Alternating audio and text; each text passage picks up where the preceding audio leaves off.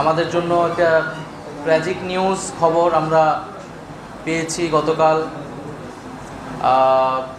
এবং এটি আমাদের জন্য অত্যন্ত দুঃখজনক যে আমরা এখন বাংলাদেশে শুধু এই ঘটনাই নয়, পটুয়াখালীর আমরা এর আগে আসিয়ার ঘটনা দেখেছি, শুনেছি, এবং সাম্প্রতিক সময়ে আমাদের মা বোনদের উপরে এই সহিংসতা এবং ধর্ষণের মতো ঘটনাগুলো আমাদেরকে অনেক উদ্বেগ তৈরি করছে আমাদের ভিতরে। তো আমরা এটাও জেনেছি যে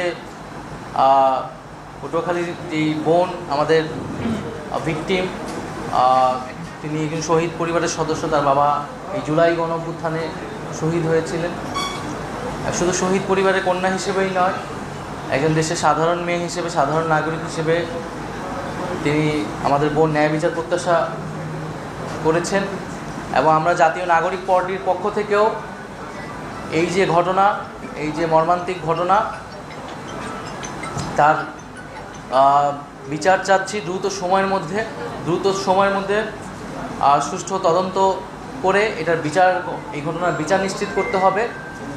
এবং শুধু এই ঘটনার নয়, এই ধরনের ঘটনাকে রোধ করার জন্য কঠোরতম শাস্তির ব্যবস্থা করতে হবে। এবং সরকার যে আইন পরিবর্তনের চিন্তাভাবনা করছে বা সিদ্ধান্ত নিয়েছে, আমরা চাই সেটা যাতে দ্রুত সময়ের মধ্যে বাস্তবায়ন হয় এবং সারা দেশে এই যে নারীর প্রতি সহিংসতা এবং ধর্ষণের ঘটনাগুলো যাতে নিয়ন্ত্রণে আসে এবং এটা আমরা পুরোপুরি বন্ধ করতে পারি। দ্বিতীয়ত হচ্ছে, এই ঘটনার দুইজন আসামি নাম শোনা গিয়েছে, তাদের নামে মামলা হয়েছে, এর মধ্যে একজনকে গ্রেফতার করা হয়েছে।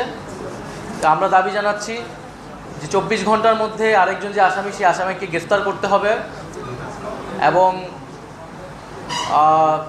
আসামির বিস্তারের চেষ্টা যদি করে থাকে বা ক্ষমতার সাথে থাকে, সেগুলো যাতে কোনো ধরনের বিবেচনায় না আসে, তাদেরকে গ্রেফতার করে বিচারের কাঠগড়ায় আনতে প্রশাসন সক্ষম হবে, এটাই আমাদের প্রত্যাশা থাকবে। যদি এমনটা না হয়, তাহলে জাতীয় নাগরিক পার্টি তার জায়গা থেকে রাজপথে এ বিষয়ে অবশ্যই অবস্থান জানাবে। আমরা দ্রুত সময়ের মধ্যে আসলে বিচার কার্যক্রম দেখতে চাই এবং তার আগে 24 ঘন্টার মধ্যে সে আসামিকে যাতে গ্রেফতার করা হয়। এর পাশাপাশি আমরা এখানে হাসপাতাল কর্তৃপক্ষের সাথে কথা বলেছি, স্বাস্থ্যগত বিষয়াদি নিয়ে আমাদের যাতে নাগরিক পার্টি যারা রয়েছেন, ডক্টর, তারা কথা বলেছেন।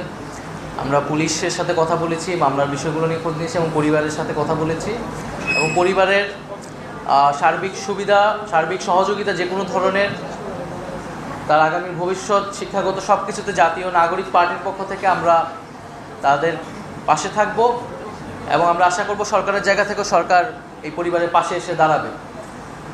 এবং এটি আরও উদ্বেগজনক একটি বিষয় আমাদের সামনে, এই ঘটনা আসলে একটা উদাহরণ তৈরি করে যে আমাদের যে শহীদ পরিবারগুলো রয়েছে সারা দেশে, তারা এক ধরনের রাজনৈতিক এবং সামাজিক অনিরাপত্তার মধ্যে দিয়ে আসলে যাচ্ছে কিনা, এটি আমাদের ভিতরে কিন্তু প্রশ্ন তৈরি করেছে। তো সেই জায়গা থেকে সরকারকে অবশ্যই আইন শৃঙ্খলার এবং জননিরাপত্তা যেমন নিশ্চিত করতে হবে সকল নাগরিকের জন্য, পাশাপাশি এই পরিবারগুলোকেও এক ধরনের নিশ্চয়তা দিতে হবে, নিরাপত্তার ব্যবস্থা করতে হবে।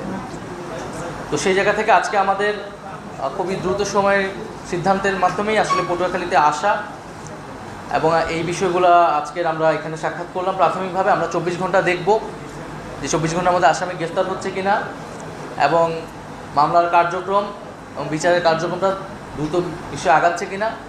যদি সেটা না হয়, তাহলে আমরা আমাদের মতো রাজপথে এই বিষয়ে প্রতিবাদ জানাই।